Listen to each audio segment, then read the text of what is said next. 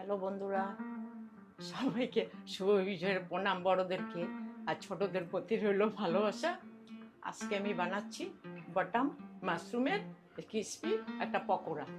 বাটাম মাশরুমটাকে আমি ভালো করে ধুয়ে নিচ্ছি জল দিয়ে, চটকিয়ে দুবার আমি কলের জলে ভালো করে ধুয়ে নিয়েছি। বাটাম মাশরুমটা যাতে নোংরাগুলো চলে, এবার আমি আটা দিয়ে ভালো করে চটকিয়ে ধুয়ে নিচ্ছি। নোংরা জল বেরোচ্ছে। এবার আমি পরিষ্কার একবার ধুয়ে নিচ্ছি, ধুয়ে মাশরুমগুলো বোলটার মধ্যে রেখে দিচ্ছি। আমি 3 চামচ, বড় চামচ 4 চামচ বেসন নিয়ে নিয়েছি। চাল গুঁড়ো নেব 3 চামচ, জিরের গুঁড়ো, হলুদের গুঁড়ো, আর এখানে গোলমরিচের গুঁড়ো,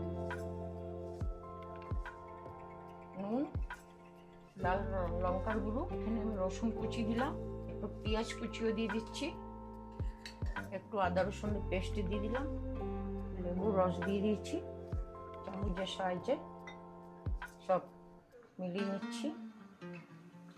এবার আমি অল্প জল দিয়ে আমি ব্যাটারটাকে মেখে নেব।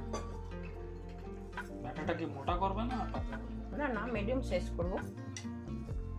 বেশি মোটা হবে না, বেশি পাতলা হবে, যেমনি বেগুনি টেগুনি যেমনি করা হয় ওরকম টাইপের করা।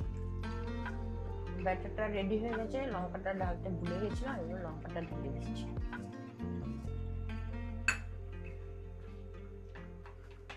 তেলটা আমার গরম হয়ে গেছে। এবার আমি একটা একটা করে পকোড়াগুলো ভাজবো।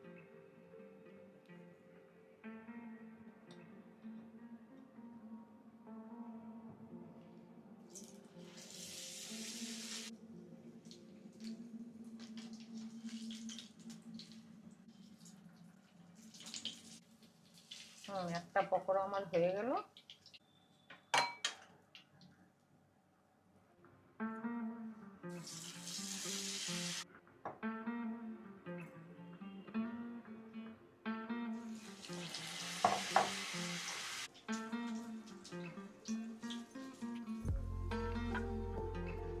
তো ক্রিসপি মাশরুম রেডি হয়ে গেছে।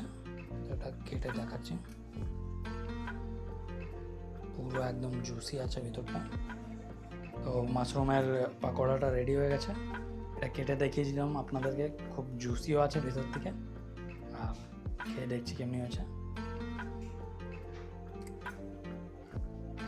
টমেটো সস দিয়ে খেলাম, খুব ভালো লাগছে। মনে হচ্ছে হোটেলের কিছু স্পেশাল ডিশ।